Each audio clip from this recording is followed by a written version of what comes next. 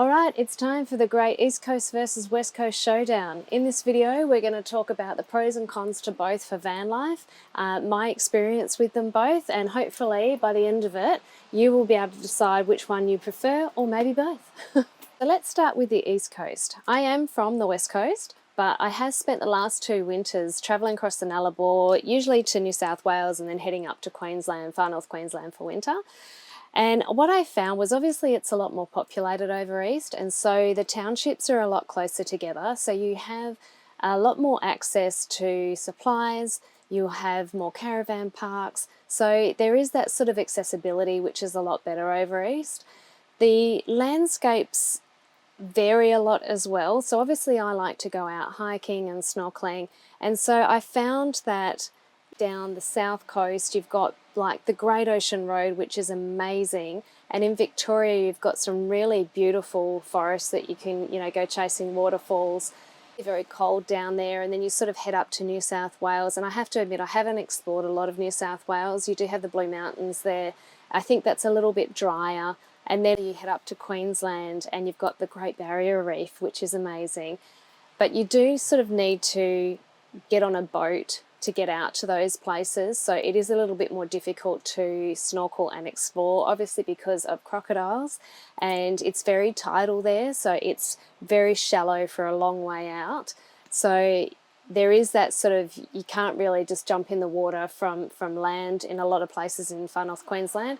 You head back down to Brisbane area, Gold Coast, Sunshine Coast. It is pretty amazing there, the beaches. So yeah, there's sort of like, it's really different. And then you've got the tropical rainforests where if you want to hike, you can go chasing waterfalls. And I've really missed that this year. Like I really, really loved hiking all throughout Queensland and chasing waterfalls. It was just such a magical experience. Honestly, it's like walking into a fairyland in some of those rainforests. Now with community and van life, community in particular is something that you're looking for, the East Coast might be preferred because I found that there seems to be a lot more of that over there. There's festivals, there's food festivals, music festivals. You've got a lot more people living van life over there, so there is a little bit more of a community for that over there. I'm not really one for joining into festivals and things because I'm not really into crowds, but I did find it a lot easier to blend in over there. So there is a lot of like large apartment style buildings, so there's a lot more street parking, so you can tend to just sort of blend into the background a lot more. So I found that quite good for stealth camping. You can, rest a little bit easier at night knowing that, you don't really have to look very hard to find somewhere to sleep. Some of the downsides to that though means that they're a lot more strict about stealth camping over there. So if you are trying to park up at a beach or something, I think Queensland were fining people about $600, which was like quite excessive. And so, I mean, I never park up at a beach car park anyway. I always think it's just easier just try and stealth park in the streets. But yeah, it is a lot. They are a lot stricter with that over there.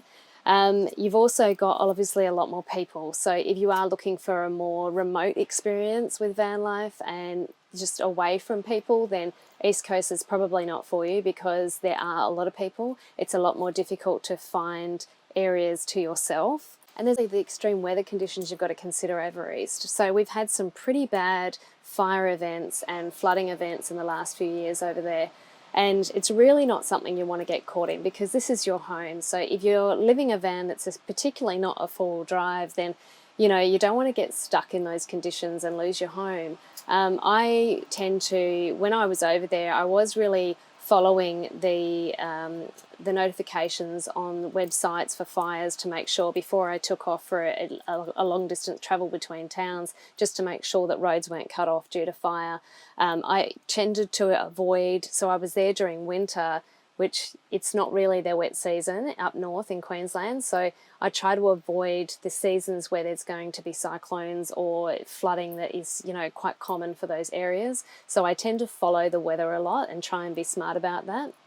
So when it comes to the West Coast, the biggest advantage to the West Coast is the beaches. You can't beat the beaches over here. They're pretty spectacular. And there's a lot less people over in the West Coast. I think we're like one of the most remote cities in the world. You'll find that you can get a lot of peace and quiet, and you can quite easily park up at a beach. And I'm a snorkeler, so there are so many spectacular snorkeling spots here that you can just go straight off the beach. I love down in Margaret River at Mainbreak, you've got this beautiful channel that goes out, it's just so gorgeous there. And yeah, heaps of other spots in Western Australia that you can do that. So if you're someone who likes solitude and to be away from lots of people, then Western Australia is the place for you. Because we are one of the most remote cities in the world, you will be able to find remote locations away from a lot of people quite easily. On the East Coast, I did find that I would have to pay for a lot of parking in some of the major cities when I wanted to go to the beach. Over here, you very rarely find that. So you can generally go to most beaches and just park up for the day with stunning locations like this. So it's hard to beat that. Now, while we don't have the Great Barrier Reef in Western Australia, we do have Ningaloo Reef. And the advantage of that is that you don't have to take a boat out to go and see it. You can park up and you can just literally go off the beach and you can experience an amazing reef and marine life. The marine life is just next level. We've got gorges like Karajini. So I think that those areas, they're real bucket list areas to see. When I travelled north in Western Australia, I found that there were like heaps of free campsites along the way as well. I wasn't looking for them when I was travelling Queensland and all the east coast of Australia, because I was more going and staying stealth camping in town centres and things, so I wasn't really looking for those free campsites. So there may still be quite a few of them over there, I'm actually not sure, but over in WA you've got quite a few, and I think it's great because it is so remote between towns that you kind of need those free campsite rest stops in between, because it's just, sometimes it can be quite exhausting travelling those long distances. In regards to regulation, I think that it's probably the same from East Coast to West Coast, because I have actually heard of people free camping in the wrong places up north in Western Australia, and they've been fined $1,200. So I think that it's always good to pay attention to that. And I know that I have to admit, when I started van life, I got a bit miffed about, I think we should be able to park anywhere as long as we're being respectful to places and things like that. But when I think about it, obviously I'm passionate about conservation, and I think that by minimising the places that we're going to, and if we stick to the same places all the time, then we are minimising that impact on the environment. So I understand that we all want to live in a free world, but I think it's important to stick to those for those reasons, because, wildlife needs to have its own areas as well. And I think a lot of people, some people, may not respect areas as much as they should. So, we need to have a think about, should we be starting fires? Should we be putting our toilet excess into the environment there? So I think those things are important to think about. In regards to costs and supplies, because WA is so remote, especially if you're heading north, then I've found it to be a lot more costly. So the cost of fuel can get quite ridiculous. You're generally paying around $2.15 a litre when you're up north, because it's just so remote. It obviously takes them a lot to get those supplies up there, and in the shops everything costs a fortune, because obviously, once again, you got to try and get all of those goods up there for everybody. So it can be a lot more costly travelling northern Western Australia. I have found when it comes to the roads themselves, Western Australian roads are by far the best. South Australia is pretty good, Queensland is terrible, and Victoria is shocking. New South Wales, like I said, I haven't travelled a lot of New South Wales, so I probably can't really comment on those. So the actual roads themselves are maintained really well in Western Australia. The only problem is when you're travelling north and you need to overtake a lot, then you've got a lot of road trains, because we're a mining state, and you've got a lot of hills and turns. It's not like the Nullarbor where it's one straight road and it's quite easy to overtake. It's a little bit more challenging in WA, and you don't have as many overtaking lanes and opportunities to do that in the northern parts. So down the bottom end of Western Australia, it's a lot easier, especially from like Perth to Margaret River. There's plenty of dual carriageways, but I think it's a little bit more challenging up north, and it can be a little bit more dangerous if you're not used to those sort of conditions. And we still do have weather extremes in Western Australia, mainly north. I've not really experienced anything in the south except for the cold. I don't like the cold.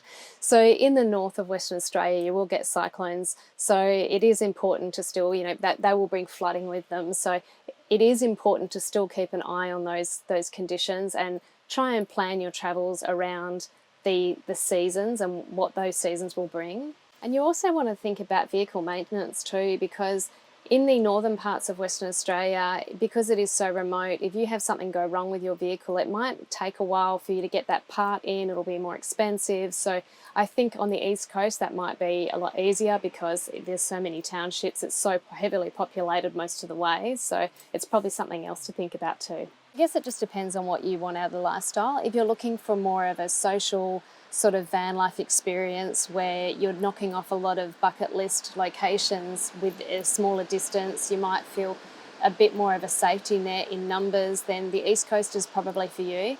If you're looking for more of an isolated lifestyle where you're experiencing bucket list places but in more solitude, then the West Coast is definitely more for you. So in summary, what do I prefer?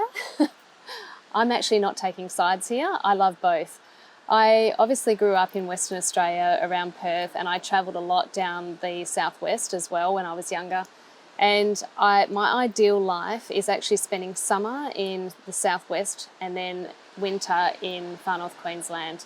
I love the experience of all of the beaches and the snorkeling during summer here and the relaxed vibe, and it's so beautiful. Like when you go down south and you've got the massive trees, you've got the massive Carry and Jarrah forests and the tingle trees, and it's another world. But then on the flip side, when you go to Queensland, the hiking there is just next level. I've done like 10, 11-hour hikes, and the reason they take me so long is because I just want to stop and film, and it's so, so beautiful. It's like a fairy tale stepping into those forests, and I just want to keep sitting there and in amongst it. It makes me feel so much joy. I hope you guys have found this video helpful today. Please comment below on which area you love the most, and East Coast, I will see you next winter. Happy travels.